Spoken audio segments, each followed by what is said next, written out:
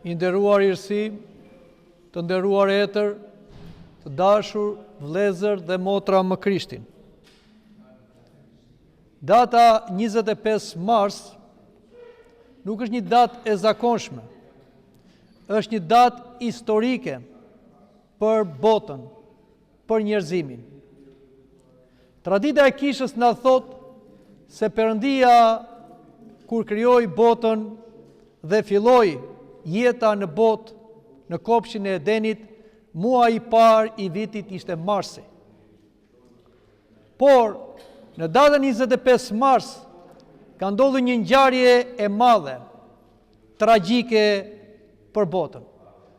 Sepse përsëri tradita na thot që në atë datë, ëngjilli I rënë nga parajsa, Eusfori, vajti dhe tundoi gruan e parë që quhej Eva.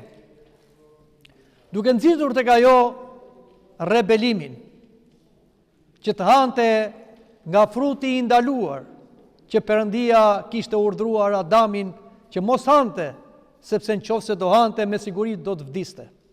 E Adami ja kishte thënë gruas, e gruaja kur dëgjoi gjarprin që po të hante nga fruti do të bëj si Perëndia e pavdekshme, I pëlqeu, u rebelua brenda vetes, mendoi, do të bëhem e pavdekshme, do të bëhem mbi burrin, do ta sundoj atë, do sundoj botën, dhe hëngri. Por, kur ajo mëkatoi, mëkati nuk e mbajti për vete. U tregua dinake, vajti tek burri, ju përgjeroi, I bëri ledha, e nxiti që dhe ai të hante frutin e ndaluar. E burri u tregua I dobët. Mohoi Zotin dhe shkojnë pas gruas. Dhe hëngri edhe ai. Këtu, të dashur të krishterë, fillon tragjedia njerëzore. Nga mëkati I gruas së parë, që quhej Eva. Edhe pse Eva, si emër do thot nëna e të gjallëve, mëkati I Evës solli vdekjen, që shikojmë tek fëmijët e saj dhe gjithë gjenerata njerëzore. Ajo hoqi gëzimin nga bota dhe humbi parajsën. Por Perëndia në dashurinë e Tij nuk e kishte braktisur njeriu, edhe pse mëkati dhe mëkati I gruas ishte shumë I madh bashkë me atë të burrit. Por Perëndia para se të krijojë bota, kishte përgatitur edhe një plan shpëtimi kundër të keqes, kundër mëkatit, kundër djallit që mashtroi gruan. Perëndia në kopshin e Edenit dha një lajm të mirë, një ungjillizim, që nga fara e gruas do të lindë një djalë, dhe ai djali do t'ja shtypi kokën djallit, dhe ai do t'i kafshojë thëmbën. Edhe pse kaluan shekuj e shekuj dhe shumë gra erdhën dhe sodhen shumë fëmijë në jetë, madje dhe të dëgjuar, asnjëra prej tyre nuk ishte gruaja e bekuar, sepse edhe ato vdiqën, edhe fëmijët e tyre vdiqën. Por Perëndia nuk ishte haruar. Përsëri, ku erdhi koha në 25 mars, po në këtë datë, Perëndia dërgoi një kryeëngjëll, kryeëngjëllin Gabriel, te një vajzë virgjëresh, që quhej Miriam, që ishte në Nazaret, në një vend të humbur, në kujtestarin e Josifit. Dhe çfarë I thot kryeëngjëlli? Gëzo ir plote, Zoti është bashkë me ty, e bekuar je mes grave, dhe ti do të bësh shtatzan, do të idesh një djalë, do t'ja vësh emrin Jesu, ai do të jetë biri shumë të lartit. Perëndia do t'i jap thronin Davidit dhe ai do të mbretërojë për jetë në shtëpinë e Jakovit. Gëzo ir plote. Fjalë e madhe. Virgjëresha Miriam tha, çfarë është kjo? Çfarë është kjo përshëndetje? Unë jam njeri. Unë jam një qenie mëkatare. Por kryeëngjëlli Gabriel përparoi dhe I tha, mos ke frikë Mari. Ke gjetur hir përpara Perëndisë. Do t'indesh një djalë, po si do të ndodhë kjo se unë burr nuk njoh?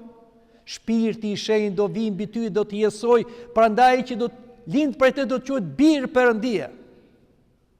Dhe kur Vigjeresha Mari mësoi të gjitha këto, po që dhe kushurira e saj Elisabeta, dhe pse ishte një grua shteb në moshë të madhe, kishte mbetur shtatzan në muajin e 6, tha, po, ja shërbëtorja e Zotit u bë sipas fjalës sate. Në këtë çast, në këtë ditë, zbriti fjala, biri i Perëndis, uli qiejt dhe u fut brenda mitrës saj, dhe me anë të Shpirtit Shenjtë filloi të bëhet njeri, sepse ai ishte djali që do linte nga një grua virgjëresh që do luftonte me djallin që mashtroi Evën. Dhe si thash, kjo ngjarje ndodhi në 25 mars.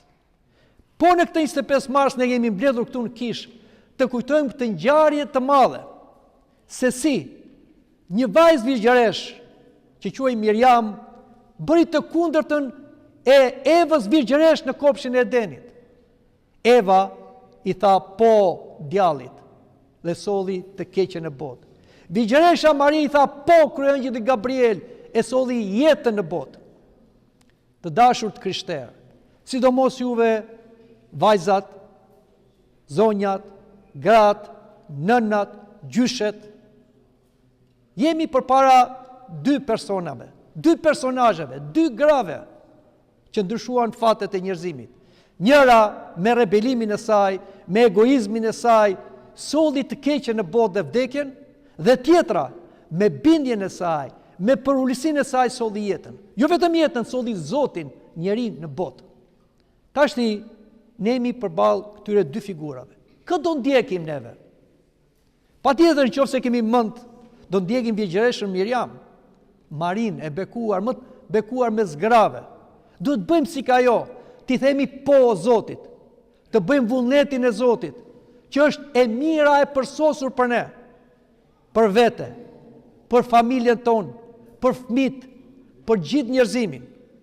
Por fatkeqësisht jetojmë në një kohë rebele, një kohë që quhet koha e grave dhe rinis, e këtyre lëvizjeve feministe, që gratë kërkojnë barazi me burrin, po dhe te kalojnë që të kontrollojnë edhe burrin, të kontrollojnë edhe botën.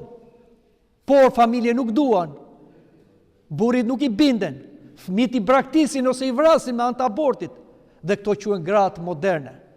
Këto nuk janë gra që ne duhet t'i ndjekim, që ju duhet t'i ndiqni, sepse ato sjellin vdekjen, si e solli Eva. Duhet të ndjekim shembullin e grave të bekuara, të parës Vigjereshës Mari, të shenjtoreve gra, që i kemi të shumta në kishën tonë, që kështu të sjellim bekimin, jetën, shpëtimin. Jemi në një kohë të keqe. Nuk mund të themi që në botë s'po ndodh asgjë. Bota po zjen si një kazan dhe rrezikon një keqje të madhe. Pse? Për shkak të mëkateve. Por përgjithësi kemi të gjithë, sidomos përgjithësit kanë gratë. Do thoni juve, ti e burr dhe na e hodhe neve fajin si gra. Jo. Pse kanë gratë? Sepse nënat nuk e bëjnë ashtu siç duhet rolin edukues të fëmijët e tyre. Gruaja që bëhet nën ka një përgjegjësi të madhe dhe një bekim të madh.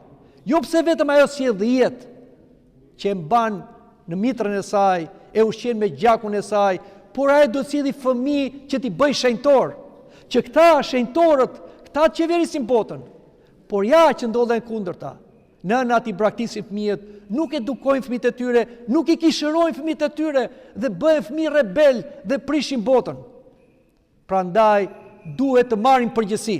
Sidomos juve gratë, nënat, merrni përgjegjësi, duke filluar në familjen tuaj. Të bindeni, të jeni të përulura, të shërbeni, të sakrifikoni, sepse keni një mision të madh për të shpëtuar jo vetëm familjen, por për të shpëtuar botën. Prandaj jemi gjithmonë përpara këtyre dy figurave. Le të zgjedhim shembullin e mirë të gruas më të bekuar në botë, që duke thënë po në emër gjithë njerëzimit, solli shpëtimin. Prandaj dhe kisha këndon sot. Sot është nisja e shpëtimit tonë. Sot biri Perëndis bëhet biri Vigjereshës dhe Gabrieli u ngjitëzon këtë gëzim. Prandaj le të themi Ylinze gëzoi plotë, Zoti është bashkë me ty. Amin.